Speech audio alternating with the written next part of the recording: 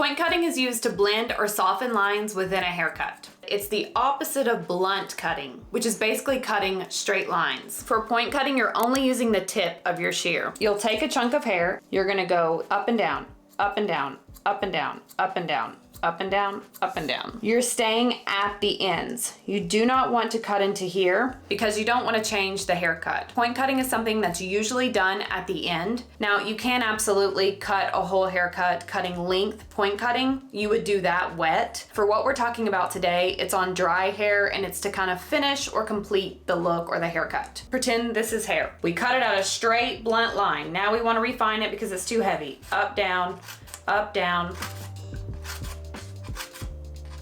So you'll take pretty big chunks of hair, up, down, up, down, up, down, up, down, up, down. You're not changing the shape of the haircut. You're just going in and removing a little bit of weight. If you have fine hair like mine, you'll want to do this technique, but be really mindful of not going to town on this. It will soften the lines, but you don't want to soften them too much where they start to turn into a different haircut. The other way to point cut is at a diagonal. So you'll go in the hair and start doing this at a 45-degree angle. You're going to keep the basic shape or the length, but you're going to be texturizing it and softening at the same time. You're removing a lot more weight. Again, just grab a chunk of hair and you're going like this, making little diagonal movements. You're not changing the shape, the basic shape, you're just softening the line. See how it softens it up? It's more of a texturized look. Or can you see that? If I create a blunt line straight across, very blunt, I can go in and go up, down, up, down, up, down to soften